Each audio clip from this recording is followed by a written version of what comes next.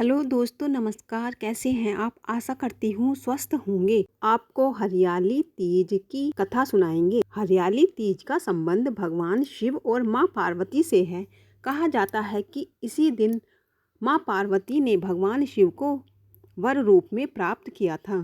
कहा जाता है कि इस दिन भगवान शिव और माँ पार्वती की सच्चे मन से पूजा की जाए तो वैवाहिक जीवन खुशहाल होता है और सभी मनोकामनाएं पूरी होती हैं। हरियाली तीज की पूजा और व्रत के दौरान भगवान शिव की कथा भी सुनी जाती है। मान्यता है कि इस कथा को सुने बिना हरियाली तीज का व्रत पूर्ण नहीं माना जाता। इसलिए चलिए यहाँ जानते हैं हरियाली व्रत कथा को। आइए हरियाली तीज पर सुनते हैं हरियाली तीज व्रत कथा। एक बार भगवान शिव ने माँ पार्वती को उनके पिछले जन्म की याद दिलाते हुए बताया कि किस तरह पार्वती जी ने शिव को पति रूप में पाने के लिए कठोर तप किया था। उन्होंने अन्न जल का त्याग कर दिया था। इस प्रसंग को सुनाते हुए भगवान शिव ने कहा कि माँ पार्वती ने राजा पर्वतराज हिमालय के घर में जन्म लिया था। वो भगवान शिव को पति रूप में पाना चाहती थी। एक बार नारद जी माँ पार्वती के पिता के घर पधारे। उन्होंने पार्वती के पिता से कहा कि मुझे यहाँ भगवान विष्णु ने भेजा है।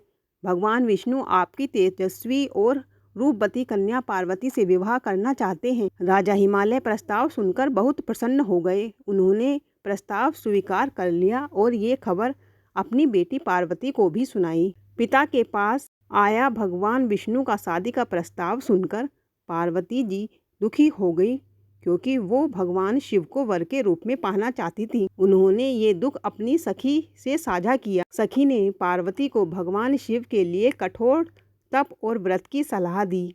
इस सलाह को मानकर पार्वती कंदराओं में चली गई और वहाँ रेत का शिवलिंग बनाकर उसकी पूजा और कठोर तप करने लगी।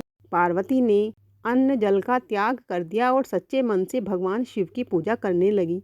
सावन माह के शुक्ल पक्ष की तृतीया तिथि के दिन भगवान शिव ने पार्वती की कठोर तपस्या से प्रसन्न होकर उन्हें दर्शन दिए। दर्शन देने के बाद भगवान शिव ने पार्वती की मनोकामना पूरी करते हुए उन्हें पत्नी रूप में स्वीकार किया। इसके बाद पार्वती ने पिता हिमालय राज से कहा कि मैं आपके साथ महल में तभी चलूँगी जब आप शिव को मेरे पति के रूप में स्वीकार करेंगे। इसके बाद दोनों का विवाह हुआ। कहा जाता है कि सावन माह के शुक्ल पक्ष की तृतीया यानी हरियाली तीज के दिन ही भगवान शिव ने माँ पार्वती को पत्नी के रूप में स्वीकार किया था और इसलिए पति की लंबी उम्र और सुखी वैवाहिक जीवन के लिए महिलाएं इस दिन व्रत और पूजा करती हैं। जय बोलो भोलेनाथ और माँ पार्वती की जय।